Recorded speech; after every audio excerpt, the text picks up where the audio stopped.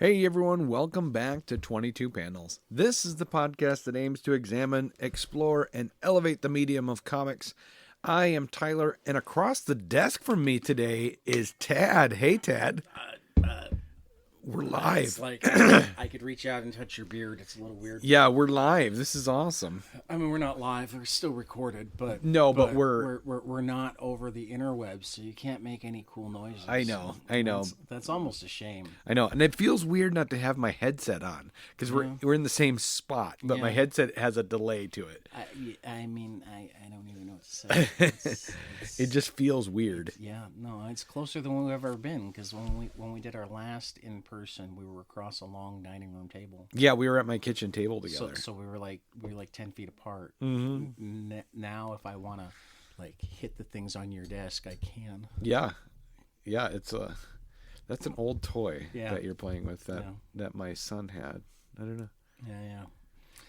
It's like a 1950s era airplane. Yep, weighted thing. Yeah. It's weird. It's like a paper. Yeah. Anyway. Anywho, see the Superman trailer? I haven't seen it yet. Oh, it's so good.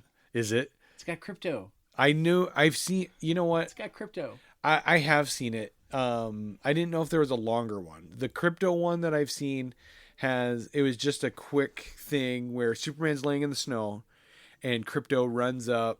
I think that's the teaser. Pulls on it. Teaser trailer. That's all I've seen. Okay. Because that's like the end. Okay. Of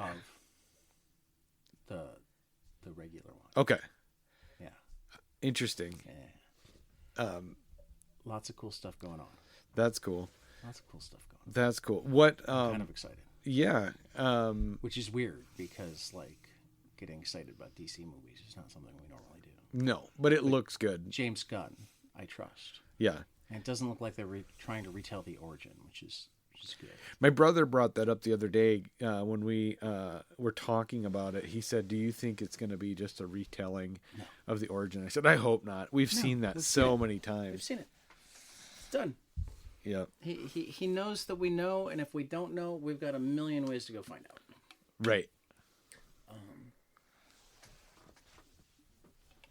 So yeah, no, Superman trailer's out. Yeah. Looks cool. So hopefully it will live up to. Is the baddie in it Lex Luthor? It is. Okay. And it's really, really weird because have you ever seen the movie About a Boy? Mm-hmm. Nicholas Hoult, Marcus, in About a Boy. Yeah. Is Lex Luthor. Oh, he grew up. Yeah. Wow. So the kid that was in About a Boy, in part because he was already an awkward kid and not really an actor and somehow got recruited into the role. Yeah. Kept acting and is now Lex Luthor. Wow. It's just weird. That is weird. I love Nick Hornsby. Cool. I do too. Yeah. And his books have always been something I look forward to. He's got a new like BBC radio thing that I've been listening to off of Audible called The Richest Man in Britain that is just funny. That's cool. Him and oh God, what's his name? Ben Folds did an album together. I love that album. That's really good. They got a Lonely song Avenue. Yep. They got a song about Levi from Levi Johnston. Levi Johnston. Yep. It's so good. Oh man, let's get back to this though. Such a good song. Yeah. We might have to I don't know if you've noticed that I put music at the bottom of our show notes. I did. That might be a winner for this episode. Yeah, that's a good song. What's the chorus? Mother-in-law, no.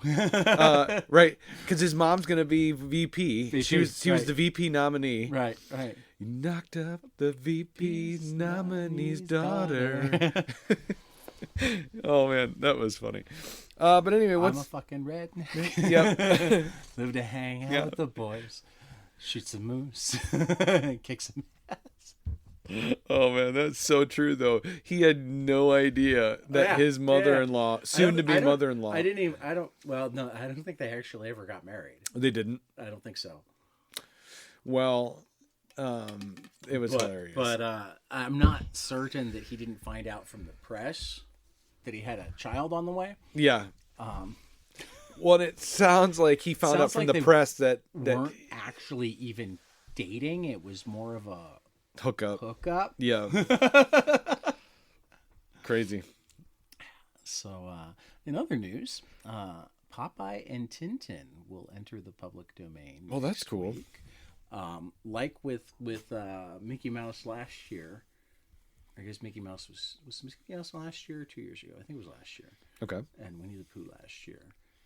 Only like early versions, when they make changes. So you can definitely use Popeye, but you should be careful about having his powers attached to spinach, because that was like a decade and a half later. Oh, really? So they got to wait. So yeah. So the copyright law is weird with that stuff.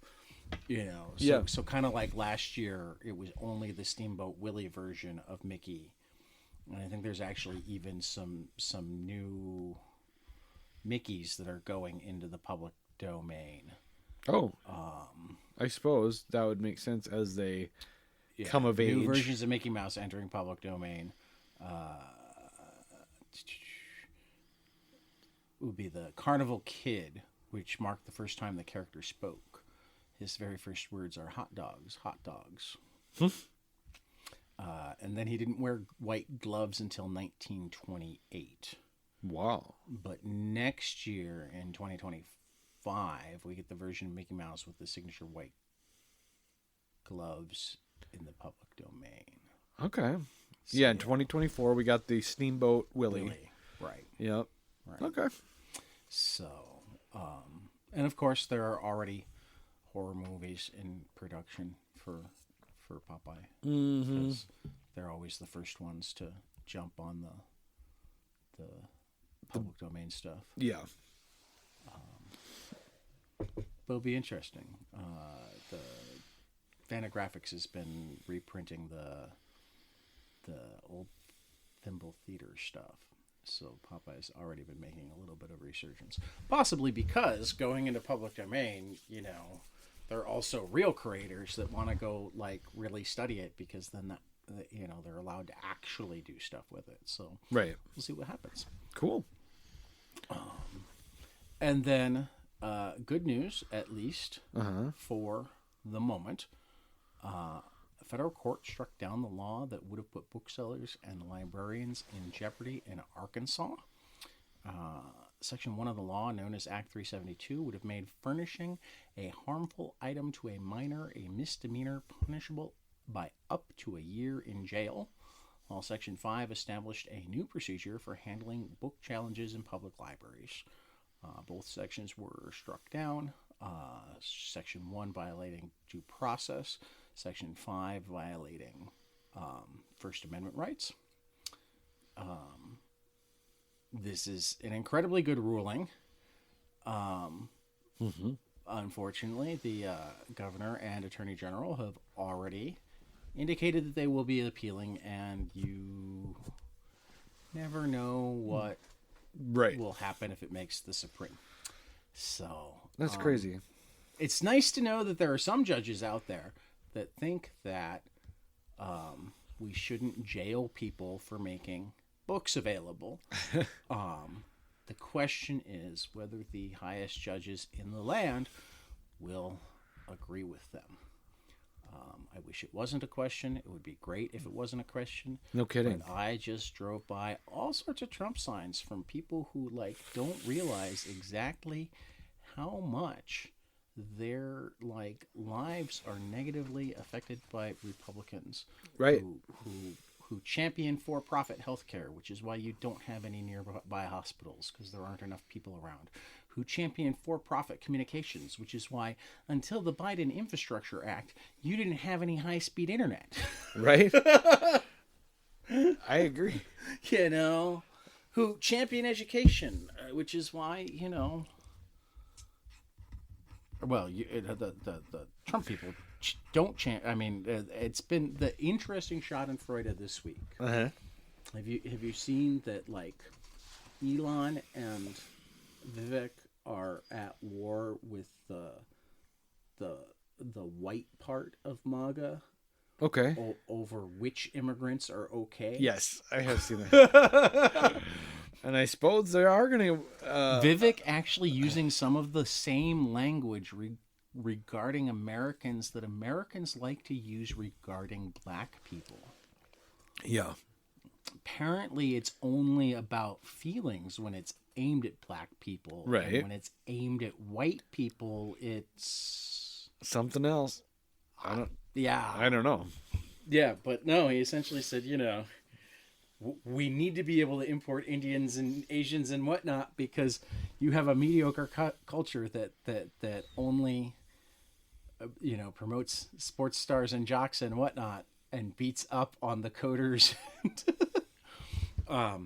As always, and I should have queued this one up, though. My favorite little piece of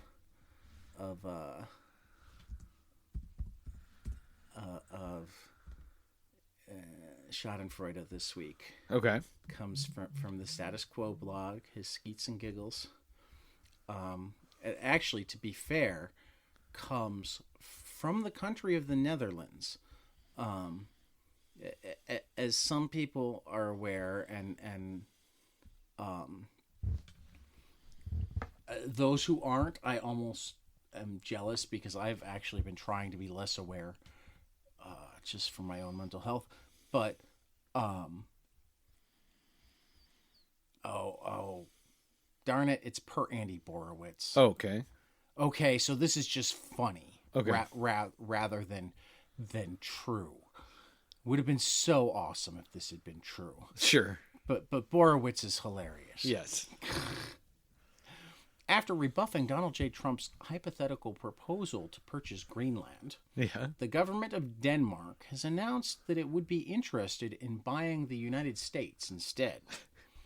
As we have stated, Greenland is not for sale, a spokesman for the Danish government said on Friday. We have noted, however, that during the Trump regime, pretty much everything in the United States, including its government, has most definitely been for sale. Denmark would be interested in purchasing the United States in its entirety, with the exception of its government, the spokesperson added. We believe that by giving the U.S. an educational system and national health care, it could be transformed from a vast landmass into a great nation, the spokesperson said. If only that was real. If only that was real. If only that was real. I read it the first time as real. And man, would it have been awesome if it was real. That's still funny, though. Though, yeah, I mean, normally J. Quo is more...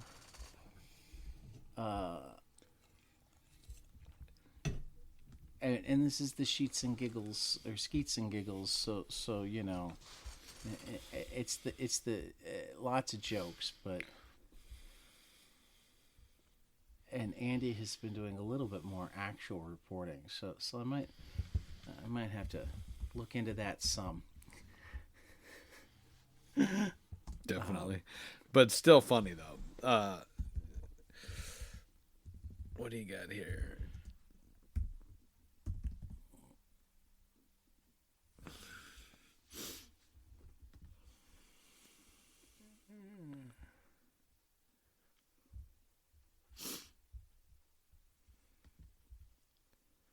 Trump mulls buying Greenland. Well, I'm trying to figure out if the London Economic is a... Because that's where all the slides were from. Yeah. So I'm trying to figure out if... We'll have to dig more into that. If we discover later that was real, we're going to be like over the moon happy. Yeah, because that would be hilarious. Oh, God. Though more headlines are Elon Musk says $1 billion offer to rename Wikipedia still stands. What does he want to name it? I don't know. So I'm thinking that this is like the British Onion. Oh, sure. Yeah. Okay. This feels like it might just be the British Onion. Let's take a quick look at the FAQ.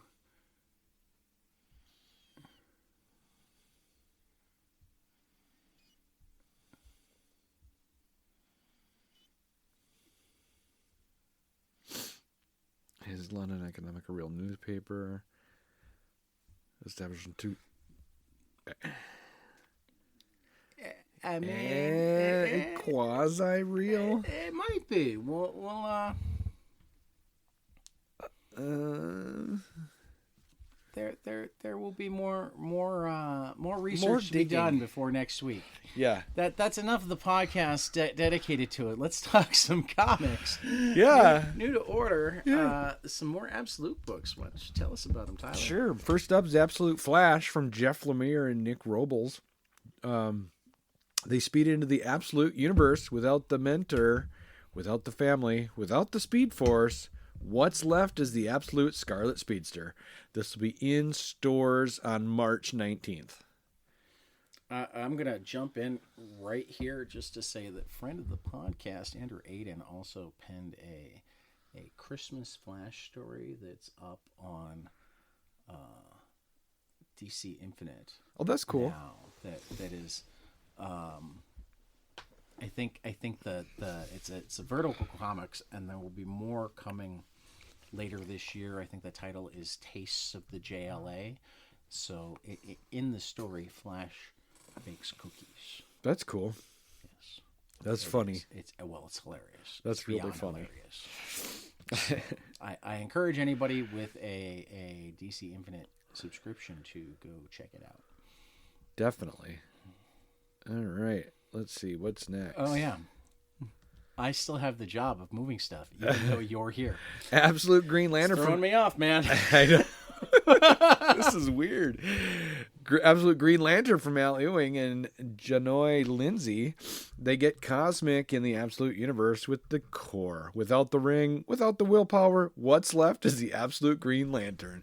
In stores April 2nd. This is going to be their tag, isn't it? Yeah. What's left? Yeah. Absolute whatever. This one's going to be cool. From Dennis Camp and Javier Rodriguez. Transform the Absolute universe beyond Mars. This is the Absolute Martian Manhunter. Beyond physical form, beyond human understanding. All that's left is the ultimate alien, the Absolute Martian Manhunter. In shops March 26th. Dennis Camp is killing it right now. Yeah. So very, very happy for this. Mm-hmm. Crush Depth #1 from Mad Cave Studios. David Andrew, Tim Daniel, and Alex Sanchez. Two brothers locked in a sibling rivalry wrestle for command of a massive nuclear submarine. Is there any other kind of nuclear submarine? I don't think so. Okay. The Absolution in a near future irrevocably altered by climate change. Chief Science Officer Leanna Pearson finds herself not only caught between the Wilder brothers, but drowning in her fear of the surface world, when something alien infiltrates the Absolution and upends the balance of power. Leanna is left with only two deadly options: reaching the toxic surface world, or steering the sub into the unforgiving abyss and crush depth. Breathe deep. In shops March 19th. Cool.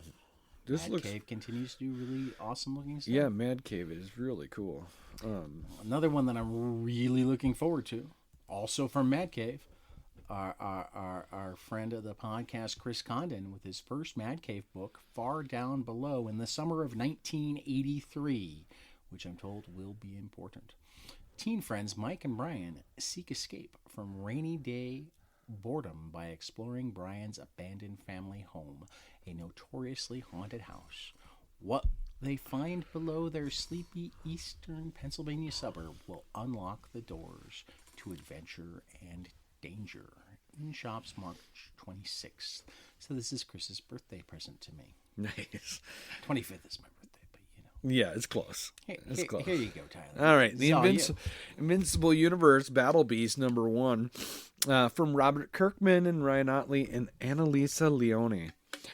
This is a series premiere, the best new, not quite, superhero series in the universe. Cursed with an unquenchable thirst for violence, Battle Beast searches the universe for the one warrior mightier than him and a glorious death, his only reward. But even in a universe of mighty Viltrumites like Invincible and Omni-Man, it seems that no one may be able to stop the galaxy's deadliest warrior, unless he does the unthinkable. Superstars Robert Kirkman and Ryan Ottley present the most demanded Invincible story of all time, revealing the secret story of Battle Beast that's perfect for any longtime fan, no spoilers, and new readers alike. Cover C, Blind Bag. This is a first of its kind blind bag program. The blind bags will include a chance to get any one of the solicited covers from A through I. However, there are rare surprise issues that may or may not be related to Battle Beast or the Invincible universe that can be found in these blind bags. Those surprise issues will not be publicly announced in advance of the issue release. So that'll be coming out April 3rd, I believe. 23rd. 23rd. April 23rd. Cool. You again. It's me again with Lady Baltimore from Mike Mignola and Christopher Golden, and art by Bridget Connell. As the supernatural battle for control of Europe and the world rages on, Sophia and her team journey to Paris to investigate a possible Gorgon that is turning spies and soldiers to stone. Mike Mignola and Christopher Golden, Bridget Connell, and Michelle Madsen continue their horror adventure series in this new 2-part story. In shops April 30th. The Daughters of Medusa. Another friend of the podcast, Christopher Cantwell, with one of the Tylers, Tyler Crook, one of the Tylers that we've talked to. Yeah. Out of Alcatraz, born from one of the greatest unsolved mysteries of the 20th century, this taut and breathtaking original limited series launches with a double-sized 48-page debut from Eisner Award-nominated writer Christopher Cantwell and Eisner Award-nominated illustrator Tyler Crook. Convicts Frank Morris and Clarence Anglin have washed ashore in San Francisco after surviving their infamous escape from Alcatraz Federal Penitentiary in June 1962. They soon meet their gruff and disappointed handler, a mysterious young woman who's also running from something, and hope to quickly get their way north to the border if they can even make it out of Modesto alive. As a dogged federal manhunt and chance encounters threaten the desperate convicts, everyone involved is about to discover the same blood-stained truth. Life on the run is even more hellish prison than Alcatraz could ever have been. In stores March 19th from Oni Press. Nice. I have always been fascinated with Alcatraz. I really liked that movie, The Rock, in the 90s when that came. I remember it. Yeah. I don't know if I'd go as far as say I really like it. I thought it was dislike cool. it. I don't dislike it. All right. Okay. All the people I have been. Hey, on to some graphic novels. Yes. Hardcover Alfonso Casas? Casas. It's better to laugh in life, and if possible, to laugh at yourself. And in this new graphic novel, cartoonish Alfonso Casas reflects on the various phases of life, portrayed through beautiful illustrations, created to remind us of the power of our thoughts and the new worlds in which we constantly find ourselves. As in his previous title, Monster Mind, Casas focuses on the premise that all humans live their own lives with their own minds, which deserve to be treated with grace as our homes among this crazy, big, diverse world. In shops April 16th. Ellie. Hello, Ellie. My dog is pestering Tad, and I feel bad because she's being a pest. She's not on my shoulders. That's true. Yeah. That's true. The Confessional from Paige Hender at Silver Sprocket, New Orleans, 1922. Cora Velasquez lives with her sister and her own haunted memories in a speakeasy run by a vampire coven. Unable to bear the weight of her damned soul, she turns to Father Orville Thibodeau, a charismatic priest, and the object of her hidden desires. Their veiled courtship becomes deadly serious when he discovers her nature and proposes a way to both slake her thirst and save her soul. So begins the charged dance between an all-powerful but unsure young woman and the mortal man who claims to hold her fate in his hand. A gothic story of adoration, power, and manipulation, lushly told in Art Nouveau-inspired illustration. In stars March 19th. God, this looks cool. I love the art style of the skeleton hand coming around the face like that. It's cool. All right. Is this bad boy mine? Yep. Hard Bargain from Stephen DeKnight and Leno Carvalho. Frank Harding, a hard-boiled PI in 1940s LA, is no stranger to dangerous criminals, crooked cops, and the occasional demonic entity. But his current case, tied to his own past and LA's all-too-real history of prejudice and discrimination, may be the one that puts Frank out of business for good. Film and TV powerhouse Stephen S. DeKnight's from Buffy, Angel, and Daredevil debut graphic novel combines two-fisted noir with supernatural terrors and a tale of sin and redemption sure to pack a punch. In shops March 26 from Humanoids. Excuse me. Kirby's Lessons for Falling in Love from Laura Gao at Harper Alley. Kirby Tan is in free fall. It's bad enough that she breaks her arm at the rock climbing invitationals, sidelining her for the season. Now she's forced to join the newspaper club for some desperately needed extra credit. Worse, she's recruited by crystal-wearing, tarot-reading Bex Santos for her astrology-based love advice column. As Kirby reluctantly agrees to orchestrate matches made in heaven with Bex, she begins to wonder if their own planets could be aligned. But it's not so easy for Kirby to embrace her queer identity, not when she owes so much to her family and their church community. What would it be like to believe your fate is written in the stars? Can Kirby learn to trust that love will catch you when you fall? In shops, March 5th. Cool. All right.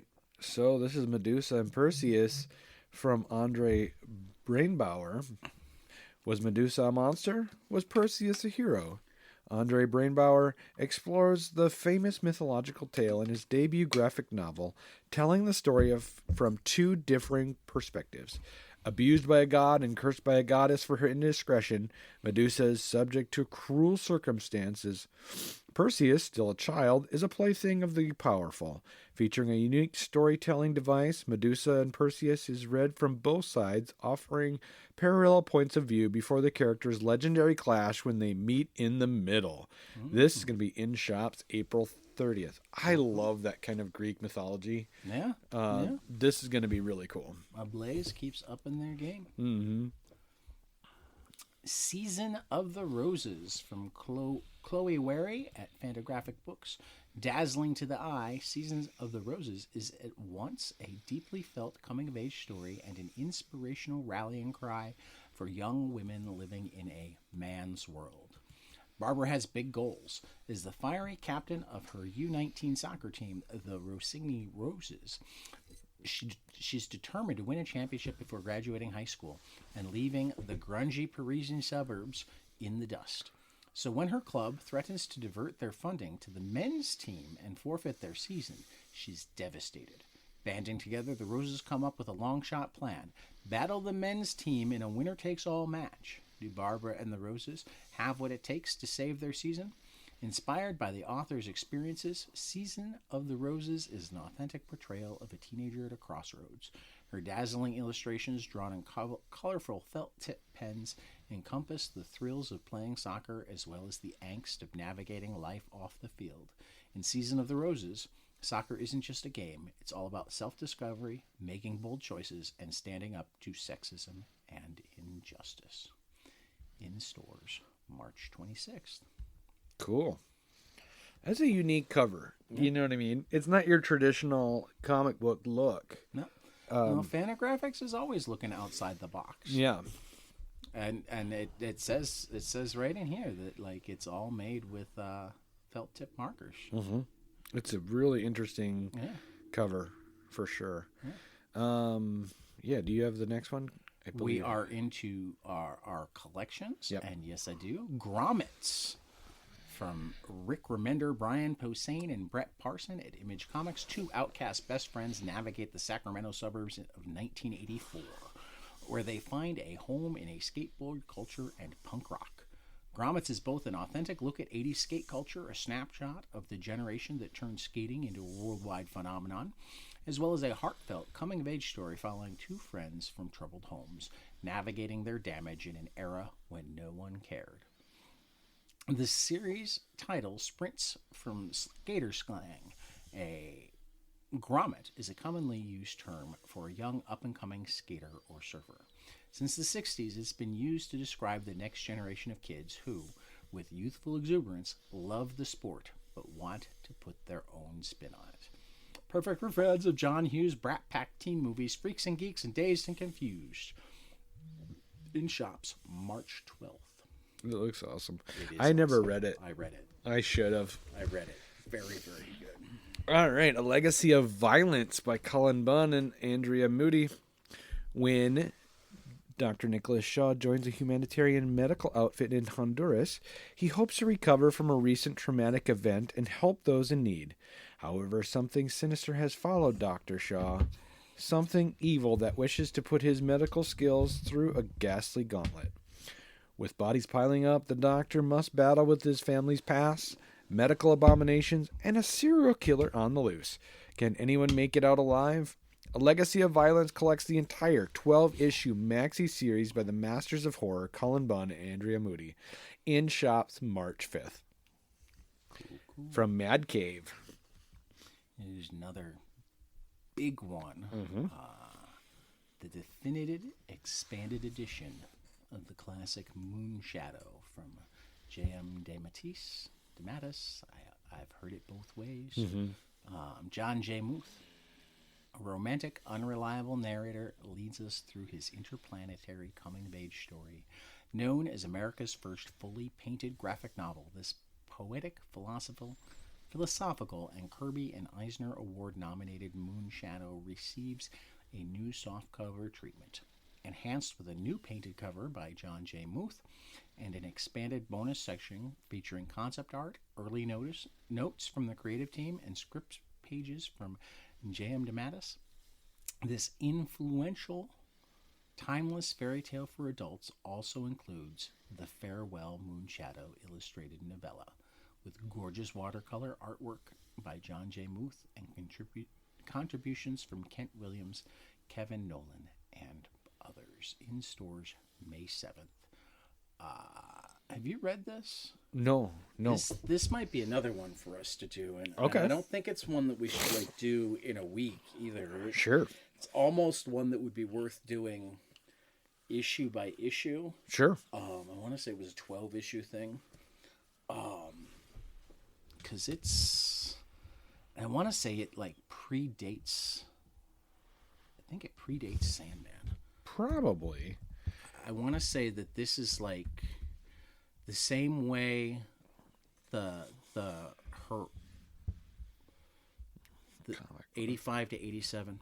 Yep. The same way that the Hernandez brothers inspired a lot, or lent a lot to, the Hernandez brothers and Howard Chaykin's U.S. flag. Yep. Are the early influences that lent a lot to the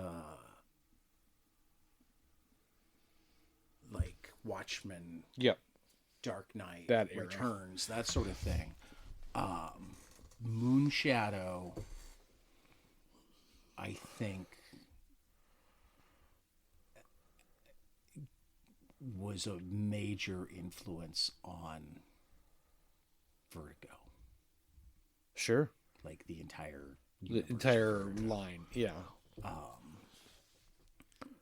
And it's interesting, too, because it was originally published by Marvel under its Epic banner. Yep.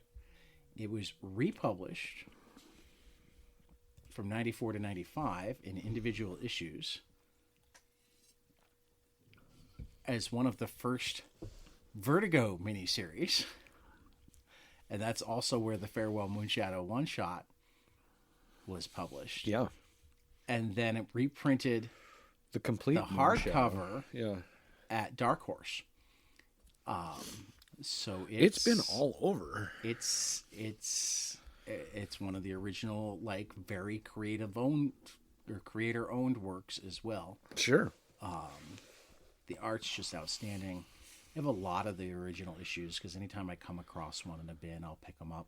Do you? So I have a lot of the epics. I have a lot of the Vertigos. You know, nice. I don't care which ones I pick up.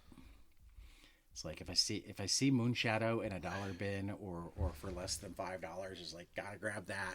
Yeah, just because it's pretty. That's cool. I'm definitely gonna have to pick this up. This collection. We might want to try to read it ahead of this even. Okay. I'd be down with that for sure. Reach out to. Yeah, no, this popped into my head when I saw it. Is like we know people who know DeMatteis. Sure. I don't know if we know anybody that knows Muth, but I'm certain DeMatteis knows Muth. Sure. Yeah. It'd be cool to actually try to do something for this. That would be, yeah, I would like it. So. All right. Anyway, you ganked one of my favorites. I'm sorry. No, don't apologize. Plastic. I generally start the notes. If I had highlighted first, I would have gotten it. Yeah, that's true. You beat me to it. It's fair game, dude. Plastic, Death and Dolls from my buddy Doug Wagner. I gotta get him back just cuz. art by Daniel Hilliard. Everyone's favorite serial killer is back. The quirky and plastic-obsessed serial killer Edwin from 2017's critically acclaimed dark comedy horror series Plastic returns. In Plastic, Death and Dolls, we get to see how Edwin came to his first kill at 10 years old, and how that set him on a blood-soaked path of decapitation, sporks, and dolls on his way to finding the one true love of his life, a sex doll named Virginia. Plastic, Death and Dolls 1 through 5. This collects Plastic, Death and Dolls 1 through 5 in stores March 19th. God, I'm tripping over my words. This is one of the books that makes me hate myself for limiting us to 3 in best of categories. Yeah. It's good. And why I have a whole list of books that I'm going to find some way to recognize as best of the year runners up. Maybe arrange special Good at Comics for Instagram or something. Sure. To note that, yes, these are also ones that we loved. Greg and Fake. Yep. Get the hardcover treatment at Fantagraphic Books. Santos Sisters Volume 1, a Technicolor tapestry of irreverent comic book fun for adults young and old. One day, while combing the beach in their hometown of Las Brisas, the Santos sisters discover a pair of beautiful medallions. What happens next changes their lives forever. The medallions are imbued with the powers of a goddess, Madame Sesostris, and can transform them at will into flying, gun-wielding, mask-wearing murder heroes with hearts of, if not gold, then at least candy. Follow Ambar and Alana, the Santos sisters, as they balance spicy superheroics with the drama of their everyday lives in this playful mix of Archie comics and Love and Rockets. The Santos sisters fight crime, date guys, and try to just deal with day-to-day life as young women in a world of deadly assassins, roided-up footballers, zombie attacks, organized crime, and more, while their creators, Greg and Fake, help restore the concept of unabashed fun in comic books with a healthy infusion of nostalgia and laughs.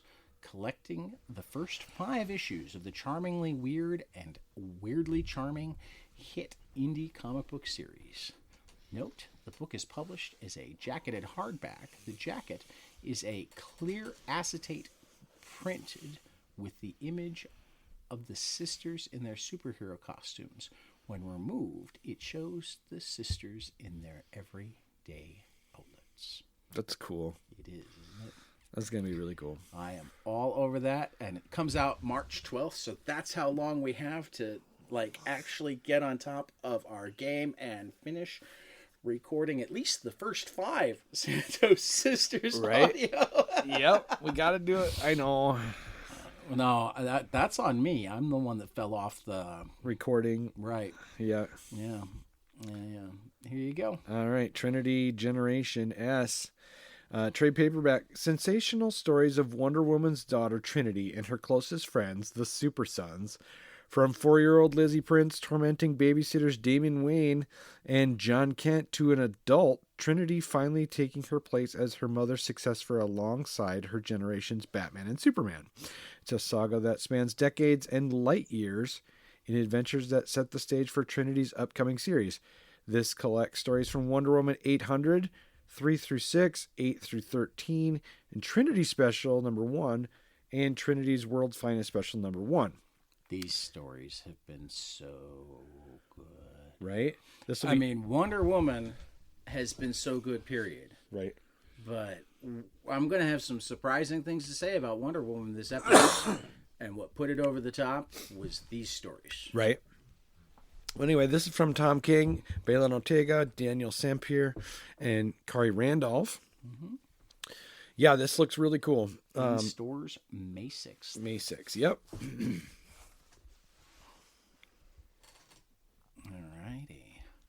So now let's talk some quick crowdfunding. Yeah. The only one left on my list, and I didn't go searching for. We should just final order cutoff first. Getting ahead of myself. Final order cutoff.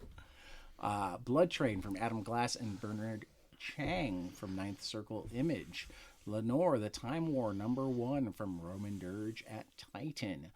Let This One Be the Devil #1 from James Tynion IV and Peter Kowalski at Dark Horse, and The Seasons #1 from Rick Remender and Paul Azaceta at Image. These are all final order cutoff of January 6th. Currently crowdfunding is the sci-fi mystery, if I recall correctly. The Awakened from Alex Segura, Michael Morisi, and Dean Cott is on Zoop through the 10th of January. Nice. And I read a ton of books this week, and somehow all 3 of the ones on your list, even though I have 2 of them, I didn't read yet. It has been a crazy busy week. Like I have been so busy with kid stuff, and anyway, first on my list, Batman: The Long Halloween, The Last Halloween. This one is Cliff Chang. Yep. On art. Yep. Yeah. This one is a cool Robin. Did you read it yet? I haven't. I just said I haven't read any of the 3 that are on your list, even though I own 2 of them. Okay. Definitely worth checking out. This is one of the 2 I own. Definitely worth checking out. And then I separated my Batmans because I'm like, Batman seemed a little weird. So in between the Batmans is Dust to Dust from J.G. Jones and Phil Brom. It's a really cool story. I love the artwork. That's the other one that I have and haven't gotten to yet. Yeah. But I'm looking at the artwork too, and I'm going to need to get to it. It's very unique. Definitely cool. And this I didn't know was coming out. I haven't read any of them yet. This is Batman, Gargoyle of Gotham #3. If you remember from last year, I think number 1 and 2 came out. Has it been that long? From Raphael Grandpa. His artwork is so unique, you guys. I think this is like. I mean, I like his artwork a lot, but it does. It says 2023 comic book series when I Google it. Yeah. I didn't know there was going to be any more, and then all of a sudden I hit the store yesterday, 2 days ago, and there are 4. Oh. It says 1 of 4. Okay. For #1. Okay. I mean, who knows if that changed? All right. But, well, this was definitely worth picking up.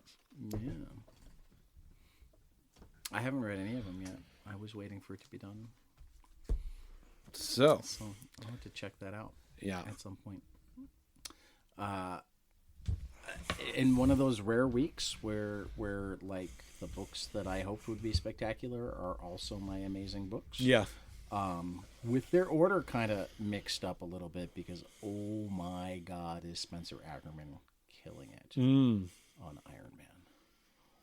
Holy fuck, was this good. Was it? Oh my God. Too real in all sorts of ways. Sure, that'll be in our category in a couple weeks, like too close next to home. week, I think. Yeah, next week, I think. But wow, with a Tony Stark twist. Okay. To just like make it that much cooler. Sure. So yeah, Iron Man number 3, amazing. As was Black Canary, best of the best number 2 from Tom King and Ryan Sook. Dinah's just not giving up in this fight. She and Lady Shiva. Oh my God, it's brutal. Yeah.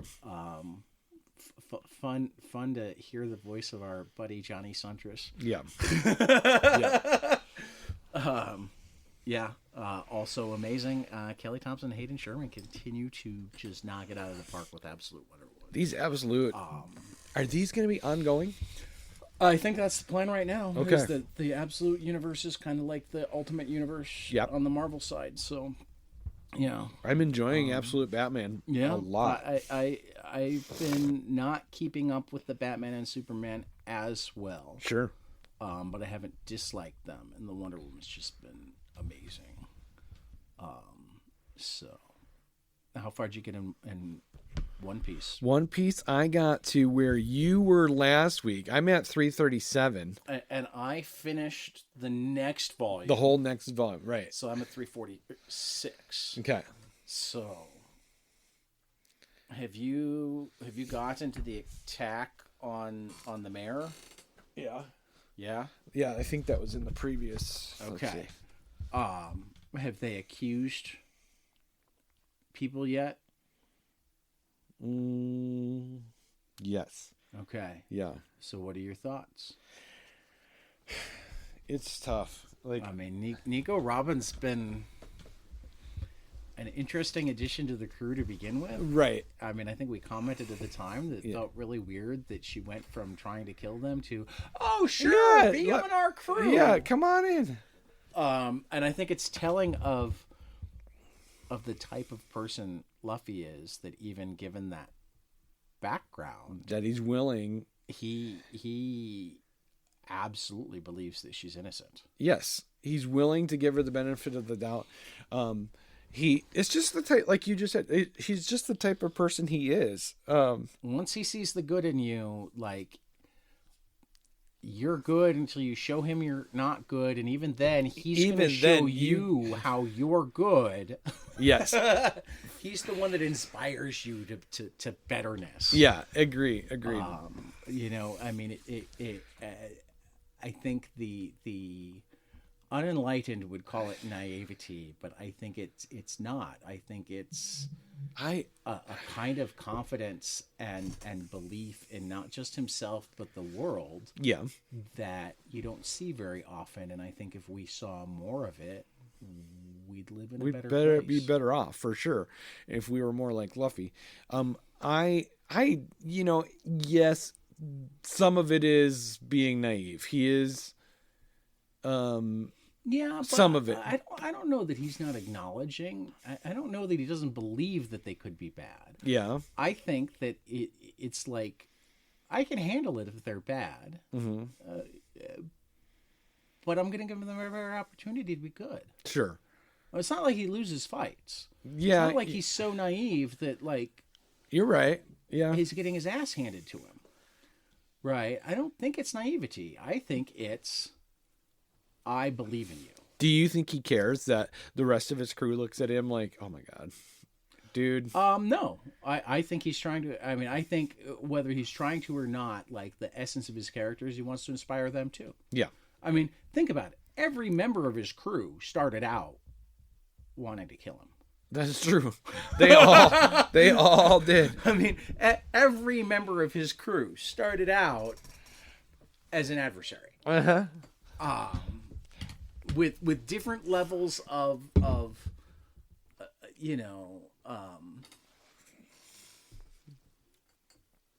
miscommunication or misunderstanding involved. Right. Right.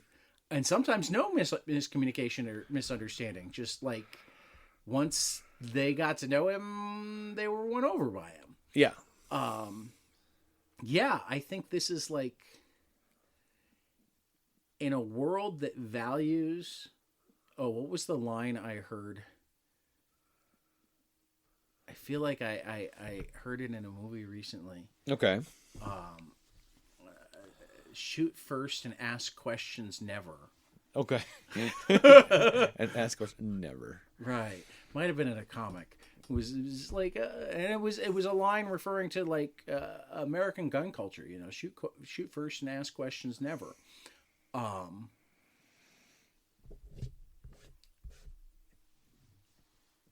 He represents the look. I'm not gonna let you beat me up, but I'd rather not fight. I'd rather be friends. Yeah. You know what I mean? I'd rather have you on my crew. Friends. I'd rather have you on my crew. Not even just friends, but like travel with me.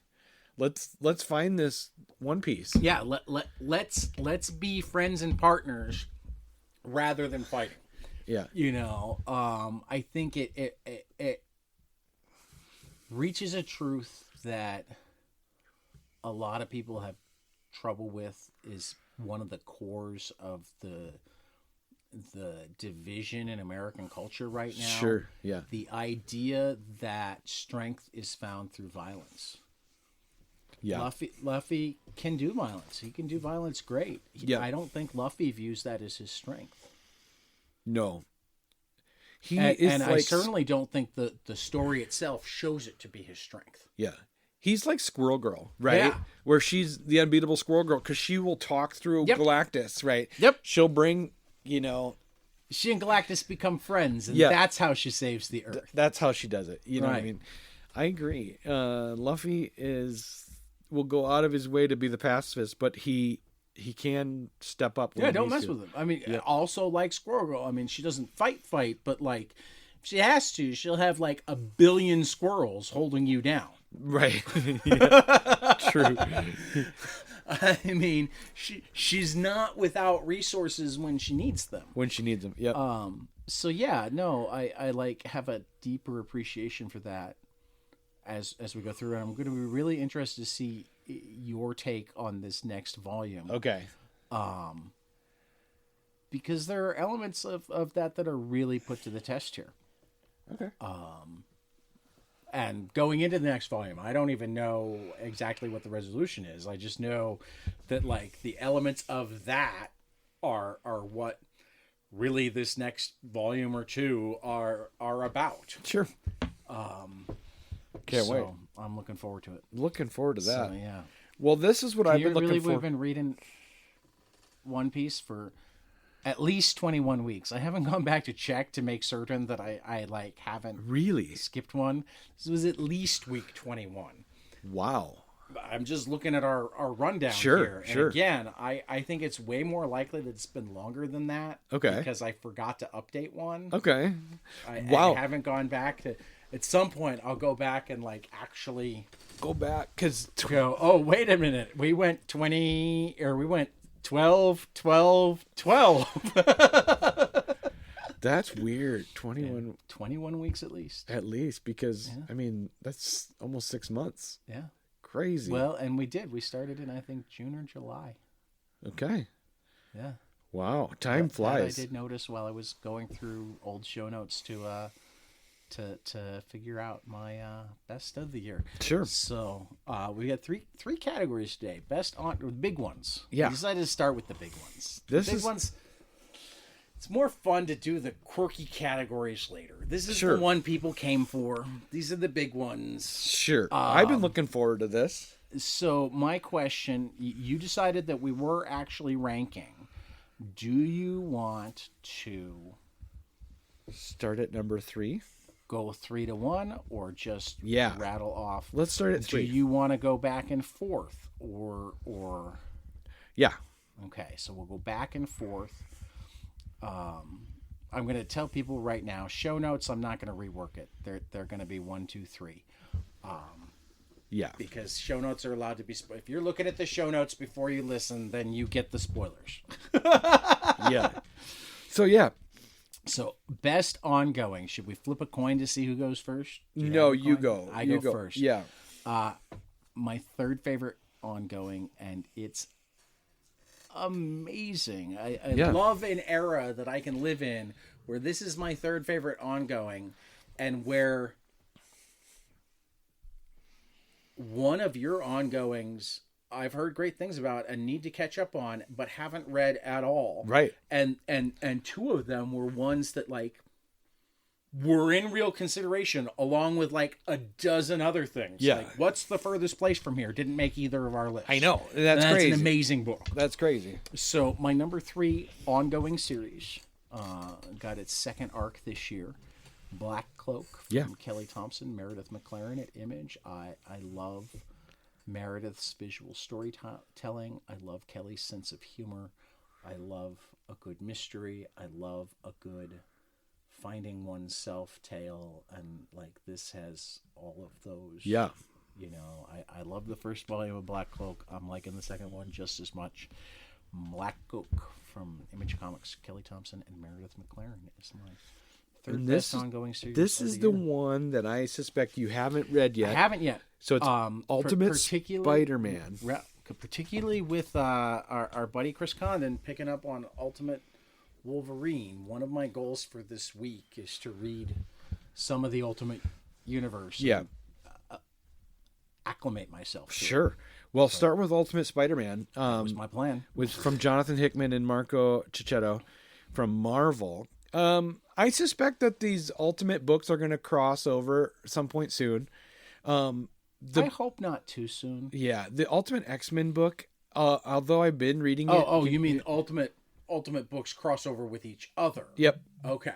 That's okay. I thought you meant with the main universe. No. Because what made the original Ultimate Universe really special was how long before they did any sort of universe crossing. Yeah. So the Ultimate X-Men book from Peach Momoko, while stunningly beautiful, it looks great. Like it's very much Japan. Okay. And so I'm interested to see how the Ultimate Wolverine book ties into that. Well, and I'm hearing great things about Dennis Camp's Ultimates. Okay. I might. It's a toss-up whether I read Ultimate Spider-Man or Ultimates first. Yeah.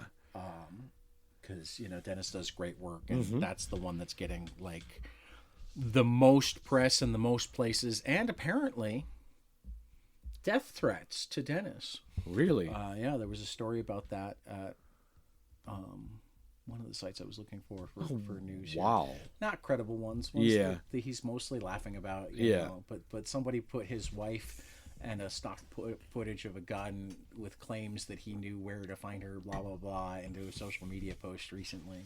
Wow. Apparently his wife, who's a activist, what she's most upset about is that people want to kill her for the things that he writes rather than the things that she does. So, All right, what's your...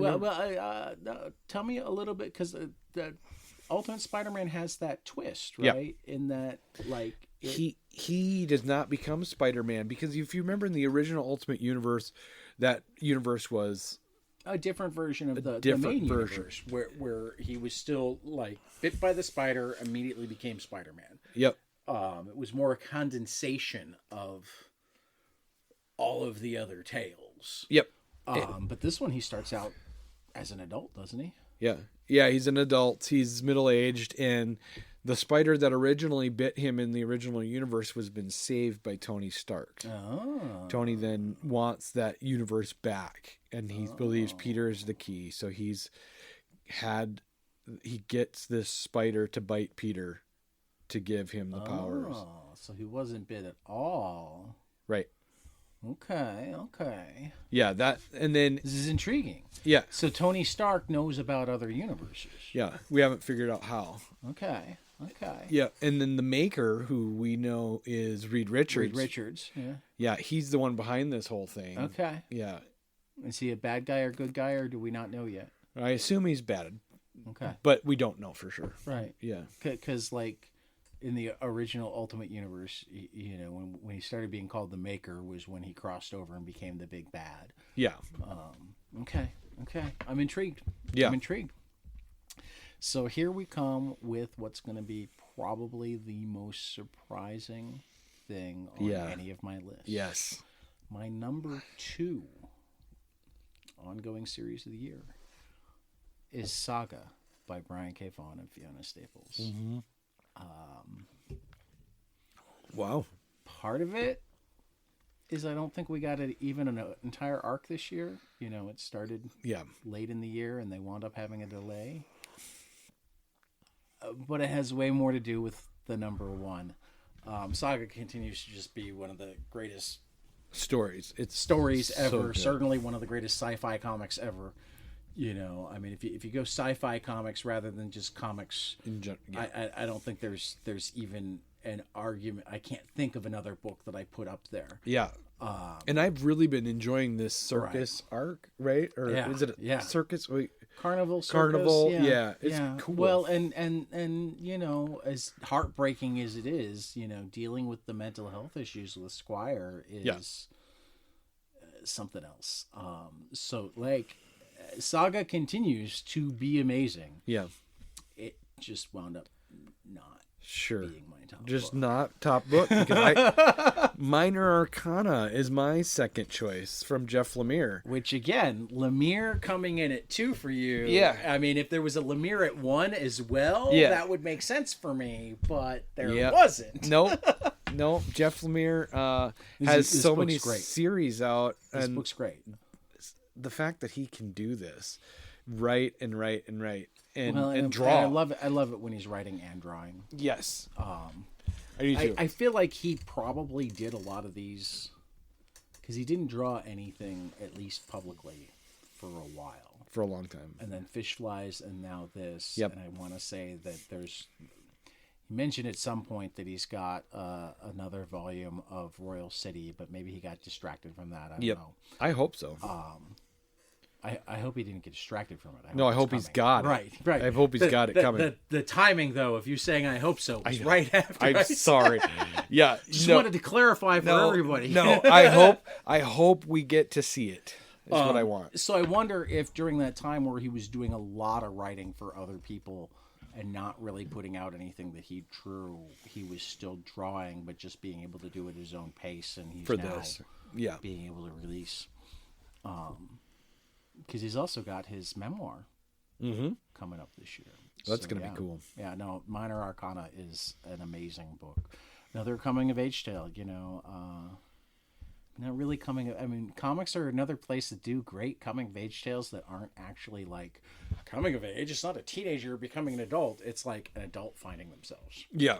It falls into the coming-of-age trope, but it acknowledges that, like, that doesn't always happen at 15. Right. Sometimes it happens multiple times in your life. Mm-hmm. Yeah, it's been great. My number one, and I teased there this earlier, and it's those Trinity stories that pushes it over the top. Wonder Woman from Tom King, Daniel Samperi, Belen Ortega, Kari Randolph, many more have contributed in one way or another. This is I think there was even 1 week where it and Saga came out in the same week, and it was still the first read. This is my first read in any week that it comes out. It has not had anything that jumps on top of it.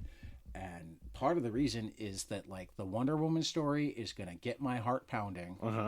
And then the backup story is going to make me laugh out loud. Except those rare times where the Wonder Woman story makes me laugh out loud. And it flip-flops on you. Well, except it doesn't flip-flop. They don't wind up with the backup heart-pounding story. It's just, I mean, like, often they manage to make it laugh out loud and be heart-pounding. I mean, that was really what a lot of the I think there were 2 issues where she was teamed up with Damian Wayne, and like the heart pounding was there, but so was some of the most hilarious back and forth I've ever seen. That's awesome. You know, when she and Superman went shopping for Batman's birthday. Oh my God, was that issue good? That's hilarious. That reminds me of the baseball issue, right? That was an amazing story. Well, and it is what Tom does what he does well in his miniseries is take and explore one topic really, really in depth. Yep. Sometimes a broad topic, but you know, the miniseries when he's doing the ongoing, like Wonder Woman here, like Love Everlasting, like Batman Before, you know, there's this mix of focusing on these important themes, but also throwing in these life happens stories. Mm-hmm. You know, sometimes good life happens, sometimes bad life happens. Yep. But acknowledging that even when you're focused on this thing, sometimes you gotta go birthday shopping. Yes, we're working on saving the world, but it's still his birthday. Yeah, Bruce still needs a gift. It's so good. Yeah, So good. yeah. My number one, surprise, surprise, was an X-Men book, a mutant book, X Factor. It's been good. Yeah, from Mark Russell and Bob Quinn. It's just been funny. And it's just like, you know, it's coming to a head now where Polaris and Havoc are, you know, butting heads because Havoc thinks he's doing the right thing by working for the government. But anyway, it's great. It's great. I love Mark Russell's writing. He's perfect for this book.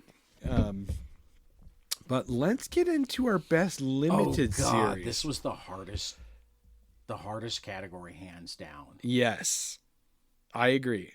I wrote and rewrote this cat. This is why one of our categories next week is well, no, this is why two of our categories next week lend themselves really well to, hell, all three of the categories next week lend themselves really well to other limited series. Yeah.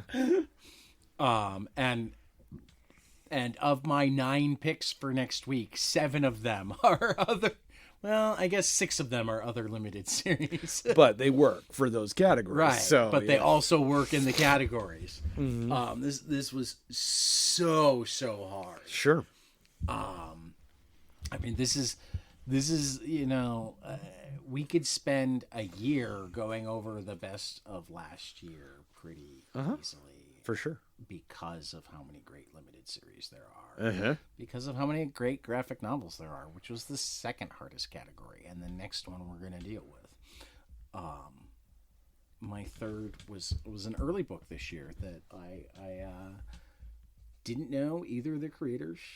I was hooked just by the premise. The whole, you know, you could get a subscription service that was a like true crime unsolved mystery box where you got sent information and clues and whatnot and could try to work on the mystery, and in this case the unsolved mystery that the box came to Jill, the main character, was like her mother's disappearance. Right.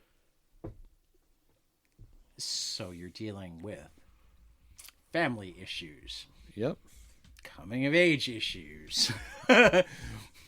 Friendship drama. You know, it's messy in all of the most beautiful ways. Olivia Quartero Briggs, Roberta Ingranata's Oni Press book from early this year, Jill and the Killers. Mm-hmm. I just loved it. I just loved it. And it managed to stick with me. I need to go reread it. It's another one that we could have fun with. Yeah. So yeah.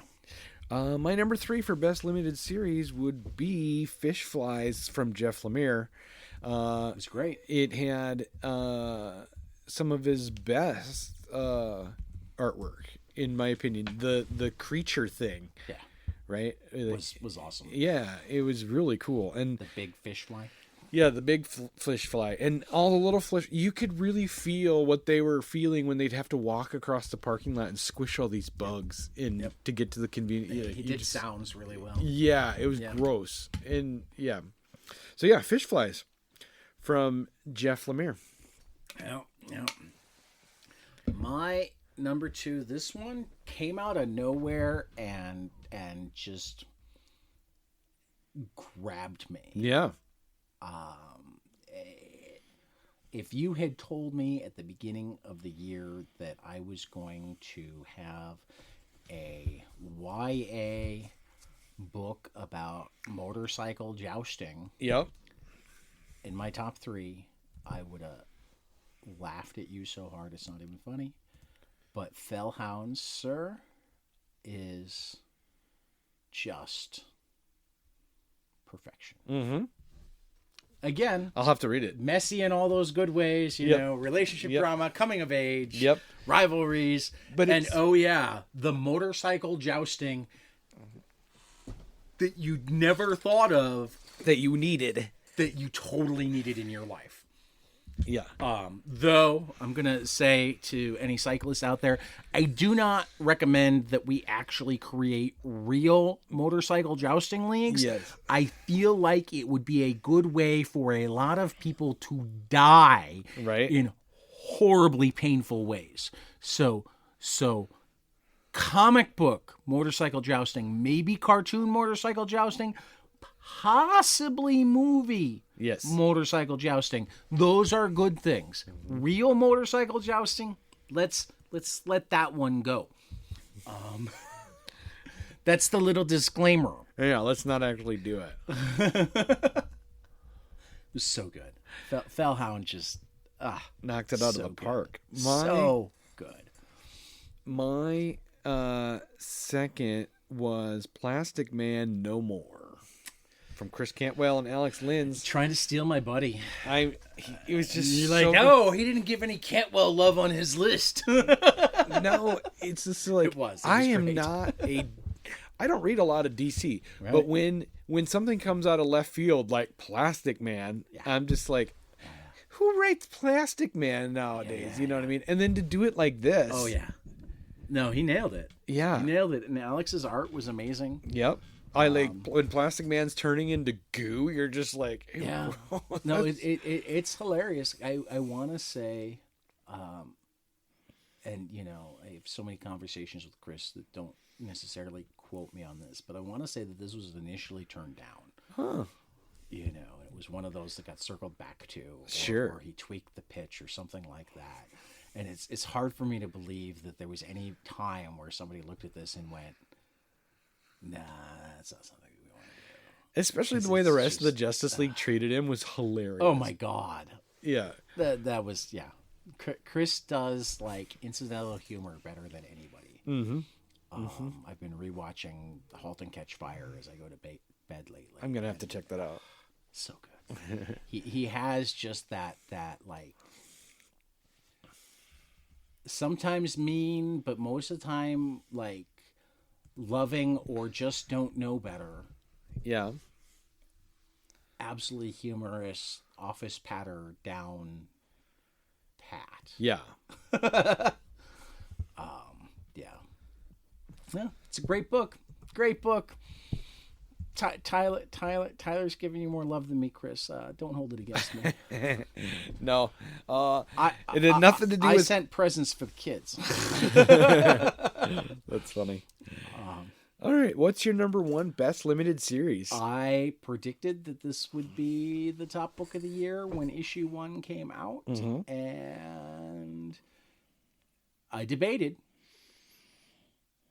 Yeah. Because there were so many good books this year, but Beyond Real, from Zach Kaplan, Fabiana Mascola, Tony Fejula, Vincenzo Riccardi, Dennis Menhir, Jorge Corona, Liana Congas, Luana Vecchio, and John Pearson at Vault Comics. Yeah.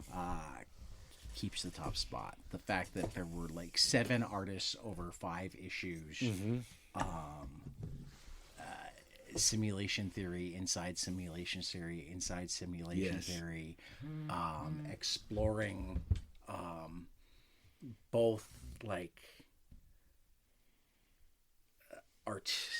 the meaning of art and artistic creation, and relationships and life, and finding a way for people who are different in important ways, but the same in other important ways to manage their relationship. And it's another one that I need to go back and read again altogether. It's really deep. So good. So same thing with this is a second series, really. Yeah, not even done yet, and it took your top spot. Yeah.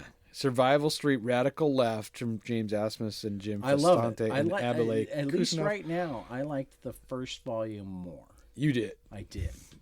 It was good. It was good, but this has been fun to see. Yeah, it's amazing. Yeah. I'm not going to bash it.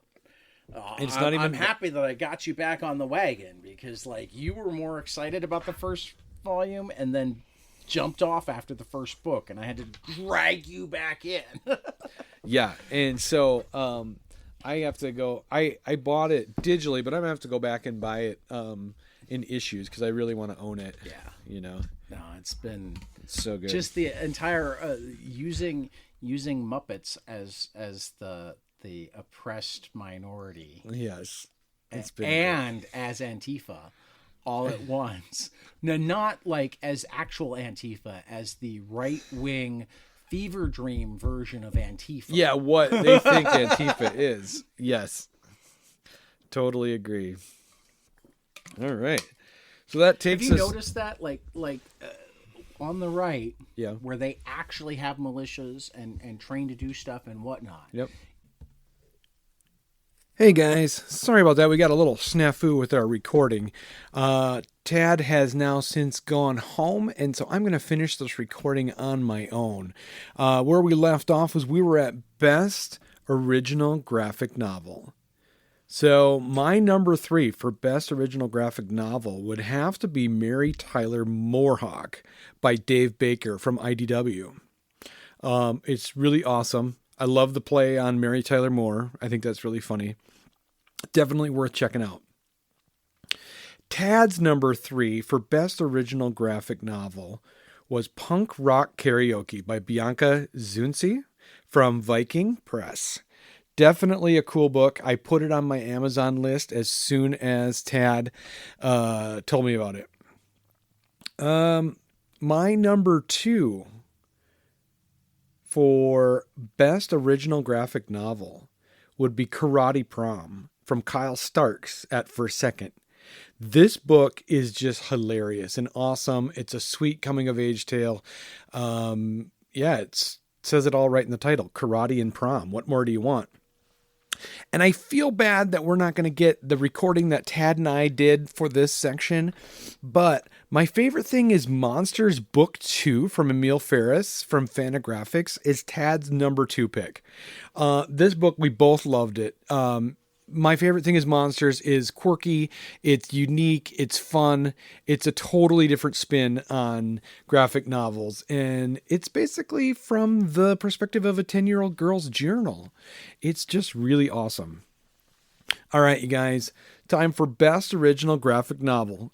My number 1 pick is In Utero from Chris Gooch from IDW. This is a really fun book, you guys. I really highly suggest checking it out. You won't be disappointed. And again, I am so sorry you're missing out on the conversation that Tad and I had, but his number 1 pick is Big Jim and the White Boy from David F. Walker and Marcus Kwame Anderson at 10 Speed Press. This book, I think, needs to be in the hands of every middle school child. This is a book that's meant to make you feel uncomfortable. And it does a great job. It's a great book. All right, guys, that takes us past all of our Best Original Graphic Novel, Best Original, Best Limited Series, and Best Ongoing Series. Hope you guys liked it. Next week, we'll be back with a few other categories. But right now, we're going to get into our 3 books we hope will be spectacular next week. No surprise here, Tad picked Saga number 71 from Brian K. Vaughan and Fiona Staples. That was Image Comics. Tad's number 2 was Birds of Prey number 17 from Kelly Thompson and Leonardo Romero from DC. And I love this one. Tad's number 3 was X Factor number 6 from Mark Russell and Bob Quinn from Marvel. Who would have guessed that Tad would have had an X-Men, a mutant book on his list? I think it's great. I'm super excited. I'm just going to jump down to my 3 books I hope will be spectacular next week. First up would be John Lees and Alex Cormack back again with Sync number 13. That's out on Comics Tribe. And Saga number 71 from Brian K. Vaughan and Fiona Staples from Image Comics. I'm so looking forward to this book. And this is a new one, you guys. Definitely think worth looking into a little bit. It's When I Lay My Vengeance Upon Thee, number 1, from Gus Marino and Jacob Rebelka. This is out on Boom, and it's definitely worth a peek. See if it's something you're interested in. All right, you guys. Tad and I had a much better conversation than I just did, but unfortunately, this was just a screwy day. My audio wasn't working well. Tad's audio had a huge echo to it, so I couldn't use that. But we really appreciate you guys. And yeah, we'll catch you guys after the next page. See ya. Hey guys, this is Tyler from 22 Panels. I'm here to tell you all about our Patreon. If you enjoy this show, please consider donating to our Patreon to keep this show going. We have many different tiers, all different levels to help you decide what's right for you. Okay, so get on out there to patreon.com/22panelspodcast.